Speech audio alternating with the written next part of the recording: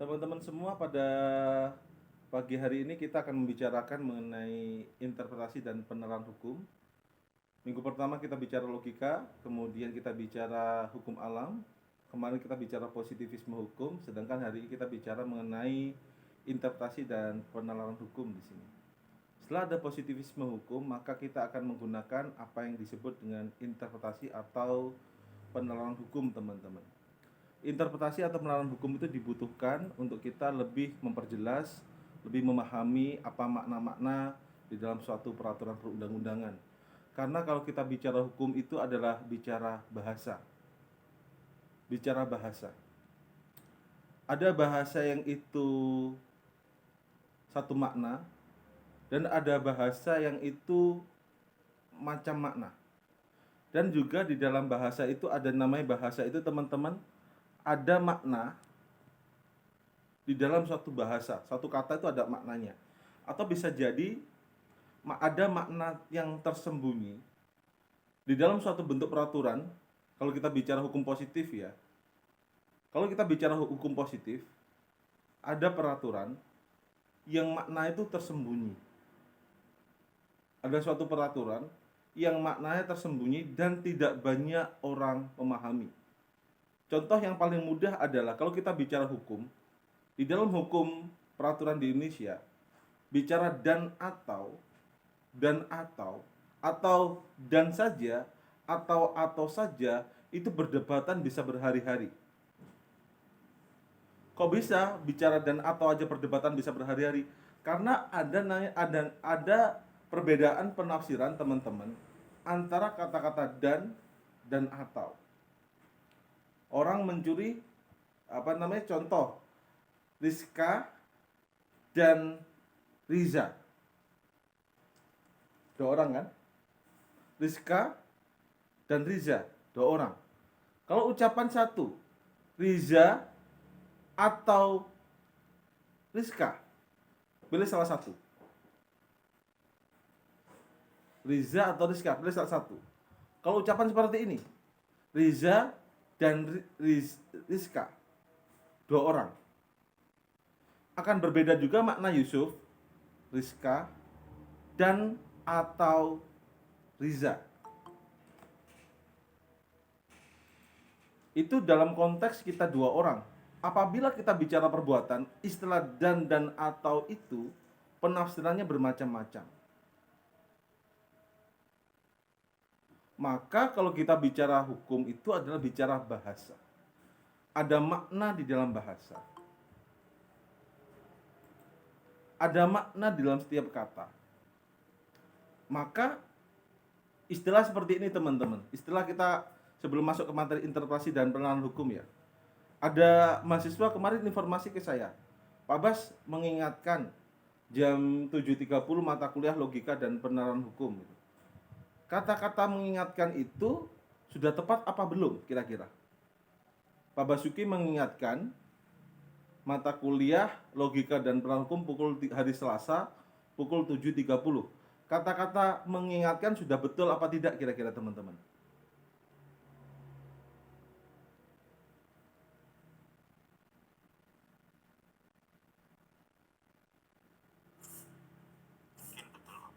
Betul ya? Kok bisa betul? Kok bisa betul? Betulnya di mana, Haidar? Karena memberikan kepastian, Pak.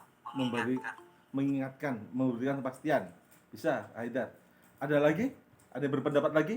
Kira-kira kata-kata Pak Basuki mengingatkan mata kuliah logika dan penerapan hukum pukul 7.30. Kata-kata mengingatkan aja yang diucapkan via teks WA ke saya, itu kira-kira sudah pendapat teman-teman, kata Haidar betul. Ada yang berpendapat lain, teman-teman yang lain mungkin setuju dengan pendapat Haidar, atau mungkin Anda punya pendapat lain? Apakah kata-kata mengingatkan itu sudah tepat apa belum?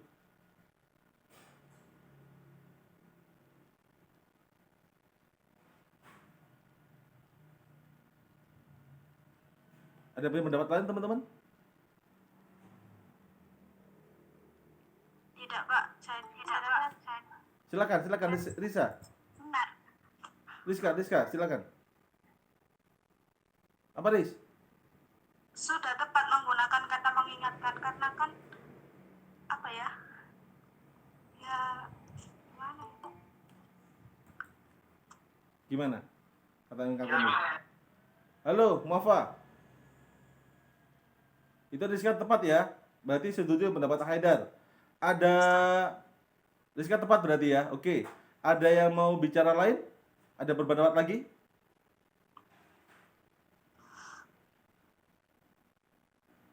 Bagas? Mungkin bisa pakai Gim- kata perhatian. Gimana Aurora Talita? Talita gimana? Selain kata diingatkan mungkin pakai kata perhatian karena sama-sama merujuk pada kayak warning. Warning bisa. Berarti Talita setuju dengan pendapat Haidar sama Rizka berarti ya? Oke.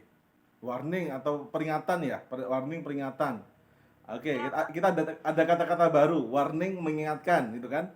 Ada dua kata, ada warning, ada kata mengingatkan. Ada pendapat lagi, teman-teman?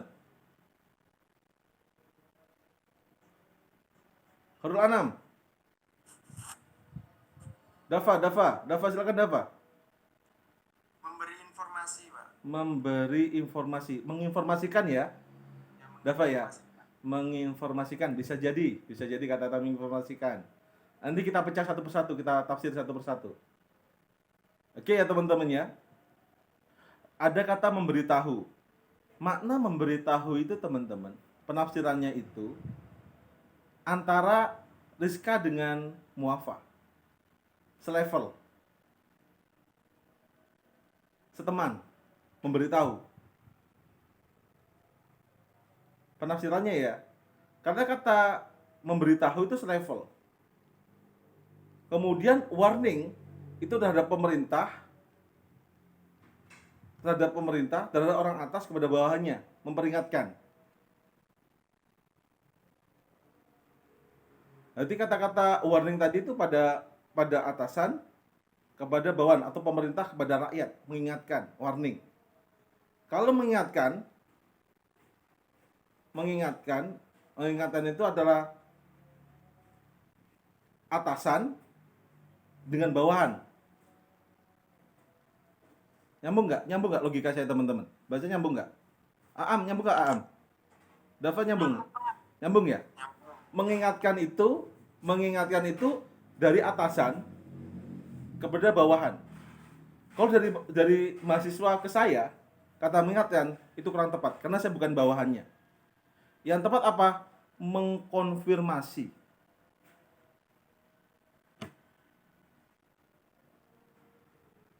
Maka ucapan mahasiswa teks WA ke saya, Pak Bas juga mengingatkan itu kurang tepat. Yang tepat adalah mengkonfirmasi.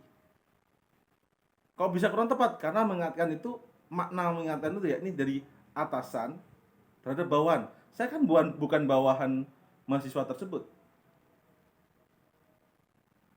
Maka yang tepat mahasiswa tadi Gus Aam itu adalah dari mahasiswa ke dosen. Itu bahasa yang tepat adalah mengkonfirmasi, bukan mengingatkan. Maka kata mengingatkan, warning, memberitahu, sama mengkonfirmasi. Kata-kata tujuan adalah sama, tapi penempatan makna itu yang berbeda. Itu yang kemudian bicara hukum itu adalah bicara bahasa. Maka satu bahasa dalam istilah Islam adalah istilah mantek. Itu adalah banyak versi, banyak makna, tergantung penggunaannya. Maka di dalam pembuatan peraturan undang-undangan, Undang-Undang Nomor 12 Tahun 2011, bahasa itu menjadi kata kunci untuk bisa mengeksekusi suatu putusan, mengeksekusi suatu aturan hukum. Pembuat undang-undang akan menggunakan bahasa tadi, istilah dan atau aja Rizka, Gus Am, itu mereka punya banyak versi sekali untuk bisa menerjemahkan kata dan sama atau dan atau. Dari sini teman-teman nyambung nggak ucapan saya? Nyambung, Pak. Bapak. Oke, nyambung. Ada pertanyaan dulu. Yusuf, Aam, ada pertanyaan dulu nggak? Maaf, Pak. Ada pertanyaan dulu? Ada yang mungkin ditanyakan dulu teman-teman? Malik, Maulida, lanjut ya. Nah, itu adalah bicara bahasa teman-teman. Maka kemudian bicara bahasa itu tidak cuma peraturan positivisme hukum, tidak cuma peraturan perundang-undang. Bicara peraturan, bicara interpretasi penerapan hukum, kita bicara hermeneutika hukum, penafsiran hukum. Jadi satu kata-kata itu banyak versi, banyak makna. Ada makna di dalam setiap kata. Ada makna di dalam setiap kata dan tidak banyak orang tahu apa makna tersebut. Maka dalam interpretasi penerapan hukum itu perlu kita gaungkan untuk kita memahami betul Yusuf bagaimana untuk bisa menggunakan penafsiran penerapan hukum itu dengan sebaik-baiknya. Tapi juga harus hati-hati. Karena seringkali adanya dalam pembuat undang-undang itu ada konflik norma. Ada konflik norma, karena ada norma satu dengan norma yang lain bertentangan. Ada juga teman-teman, kalau kita bicara norma itu ada vagenorum. Vagenorum itu apa? Normanya kabur, maknanya multitafsir. Makna multitafsir, contoh teman-teman. Setiap undang-undang nomor 1 tahun 1974 tentang perkawinan, setiap orang, kita bicara undang-undang nomor 1 tahun 1974 itu tentang perkawinan, itu juga banyak pertanyaan. Mengapa menggunakan perkawinan, tidak pernikahan? Itu bicara bahasa teman-teman. Maka perkawinan itu ada makna sendiri, pernikahan punya makna sendiri. Ada lagi pertanyaan lagi teman-teman.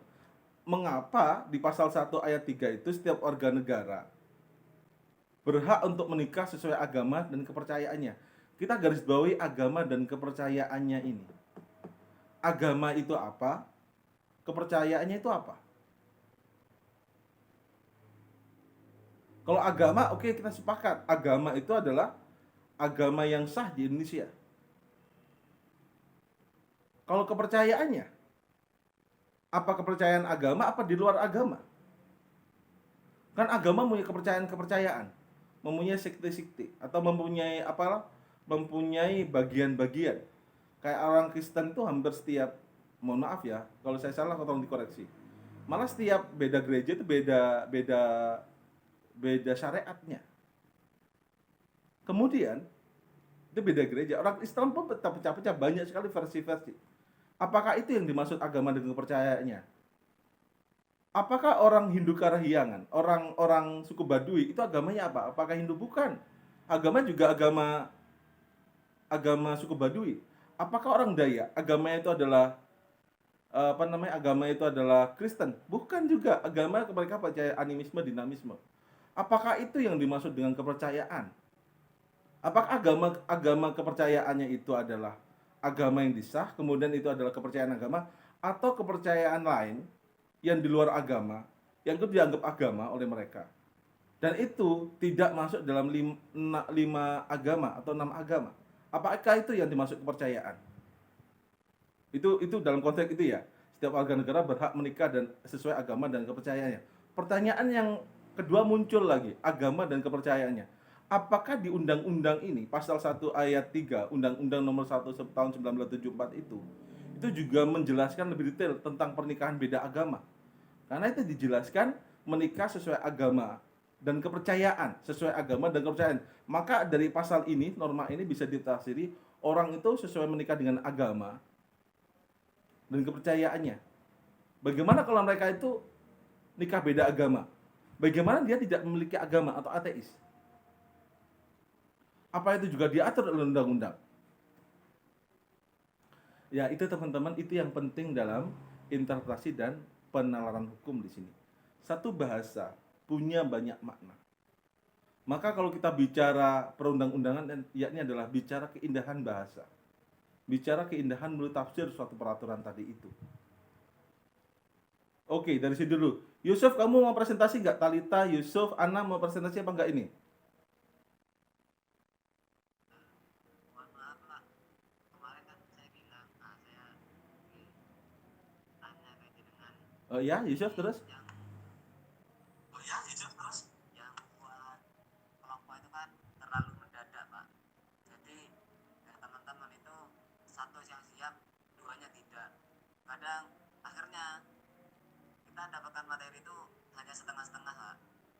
maksimal.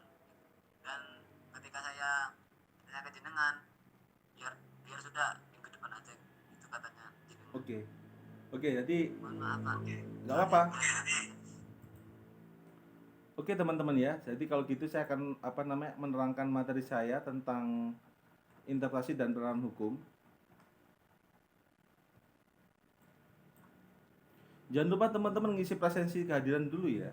Yang belum mengisi kehadiran, tolong teman-teman mengisi kehadiran terlebih dahulu.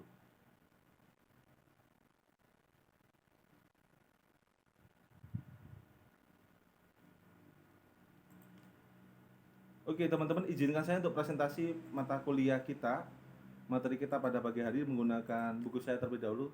Walaupun sebenarnya ada buku ajar juga yang saya share di LMS teman-teman. Materi saya kelihatan teman-teman? Yusuf, kelihatan materi saya? Kelihatan Bapak. Oke, makasih. Interpretasi penerapan hukum itu teman-teman, kalau kita bicara interpretasi, maka kita bicara penafsiran. Penafsiran hukum itu adalah salah satu metode untuk kita menemukan hukum yang beri penjelasan gamblang mengenai teks undang-undang. Yang saya ceritakan tadi itu undang-undang atau norma ataupun pasal, itu mereka memiliki penafsiran masing-masing teman-teman. Kadangkala suatu peraturan perundang-undangan itu seringkali dibuat sesuai dengan peristiwa yang terjadi. Peristiwa mengenai undang-undang tentang, maka perundang-undangan itu seringkali ada kata-kata diubah. Undang-undang ada kata-kata diubah, dicabut, diganti. Jadi peraturan perundang-undangan itu teman-teman, kalau teman-teman pelajari Undang-Undang Nomor 12 Tahun 2011 tentang pembentukan peraturan perundang-undangan itu, maka undang-undang dibagi menjadi 3, yakni adalah dicabut, diubah, dan diganti. Apa perbedaan dari diubah, dicabut, dan diganti? Kalau dicabut berarti undang-undang itu sudah tidak berlaku lagi. Kalau istilah dicabut, taunya kita dari mana teman-teman? Taunya kita dari websitenya Sekretaris Negara. Maka kalau teman-teman cari undang-undang, ada di websitenya Sekretaris Negara. Itu lebih komplit, lebih fix daripada di Google. Undang-undang dicabut itu maknanya undang-undang itu sudah tidak berlaku lagi. Kalau undang-undang itu diganti, maka undang-undang tersebut yang sudah lama diganti dengan undang-undang baru. Kalau diubah, contoh, diubah Undang-Undang Nomor 12 Tahun 2011 tentang pembentukan peraturan perundang-undangan sama Undang-Undang Nomor 15 Tahun 2019 tentang Tentang perubahan Undang-Undang Nomor 12 Tahun 2011. Maka maknanya undang-undang tentang hierarki perundang-undangan ini yang tahun 2019 berlaku, tahun 2011 juga berlaku teman-teman. Kok bisa sama-sama berlaku? Karena tidak semua pasal, tidak semua undang-undang itu diganti atau diubah. Maka undang-undang tadi, Undang-Undang Nomor 11 Tahun 2011 itu sah, Undang-Undang Nomor 15 Tahun 2019 itu juga sah, sama-sama sah teman-teman. Maka di dalam pembentukan peraturan perundang-undangan ada 3, diubah, dicabut, dan diganti. Maka setiap pergantian itu sesuai dengan peristiwa tertentu. Karena kenapa teman-teman? Setiap undang-undang itu dibentuk sesuai dengan peristiwa tertentu, dan seringkali peristiwa yang terjadi itu tidak sesuai dengan perubahan zaman. Kok bisa? Karena undang-undang tadi itu karena sesuai dengan peristiwa tertentu seringkali adalah peristiwa saat ini dengan peristiwa yang masa lalu itu berbeda teman-teman. Maka kemudian karena peristiwa yang lalu berbeda, maka harus ada penafsiran hukum mengenai suatu norma tadi. Seperti halnya saya jelaskan, norma kata-kata memberitahu, mengingatkan, mengkonfirmasi, ataupun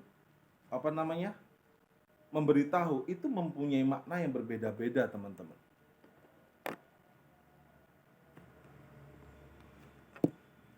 Kok bisa punya makna berbeda-beda? Karena memang penafsirannya itu berbeda-beda.